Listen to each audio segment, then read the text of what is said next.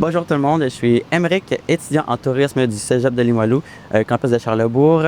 On est présentement à l'atelier de plantation d'arbres et on est en compagnie de Sergio, directeur général du collectif Canopée. Quel est l'impact concret d'une telle plantation d'arbres sur notre environnement local? Ici, près du bâtiment, ce que ça va faire, ça va diminuer l'effet d'îlot de chaleur qu'on connaît très bien, lorsqu'il y a des surfaces minéralisées, manque de végétation. Fait que, ça va donner ces coups de pouce-là supplémentaires au cégep pour justement rester au frais. Mais comme on le sait, les arbres, ça amène la biodiversité. Puis ça, dans un milieu d'enseignement, d'apprentissage, ça vient nous donner une coche de plus pour les gens qui fréquentent l'établissement. En quoi cette action contribue à la lutte contre le changement climatique? Gros problème. Écoutez, tout ce qu'on fait au collectif Canopée puis l'ensemble des partenaires, c'est exactement pour ça, pour la résilience des villes au changement climatique. Changement climatique, c'est quoi? Bien, il y a une augmentation de la température ambiante, surtout dans les milieux urbains, un déclin de la biodiversité, on a de la difficulté à gérer les eaux pluviales, puis heureusement, les arbres font tout ça. Les arbres agissent comme des éponges, puis ça nous permet de justement capter l'eau de pluie, ça réduit les inondations. On parlait aussi de la canopée tantôt qui crée un effet d'ombre.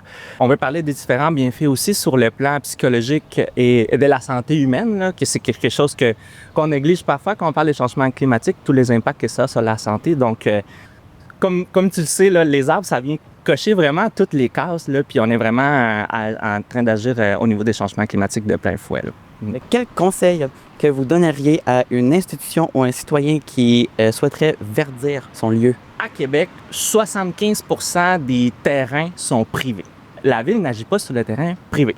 Fait que c'est là où on entre en jeu. Collectif Canopée puis l'ensemble des partenaires, on est 10 organismes en verdissement qui plantent des arbres, plus de 2000 arbres par année. C'est pas rien. Qu'est-ce qu'on conseille aux citoyens? C'est simplement de faire appel à nous, collectifcanopée.org.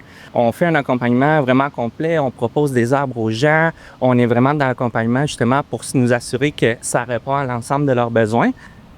Quand on plante un arbre, il faut imaginer la ville dans 20, 30, 40 ans. Oui, on plante l'arbre pour nous, mais imaginez dans 40 ans, toutes les générations, toutes les nouvelles personnes qui vont venir fréquenter le cégep, qui vont fréquenter le quartier, qui vont profiter de ces arbres-là.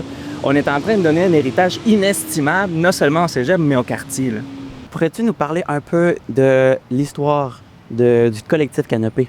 On est né d'une volonté des organismes en environnement, verdissement, ici à Québec, avec le soutien de la Ville de Québec, une volonté de multiplier la plantation d'arbres sur le territoire. Donc, on passait d'un contexte où on plantait 500 arbres à 10 organismes, par exemple, par année, à un contexte où on plante 2000, voire 3000 arbres à tous les organismes ensemble.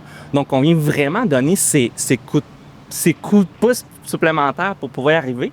Puis comment on fonctionne, c'est que nous, on est capable d'aller planter des arbres dans l'ensemble des milieux privés de la ville, bien sûr, mais on soutient aussi ces organismes-là à croître, à grandir, à avoir cette proximité-là avec la communauté.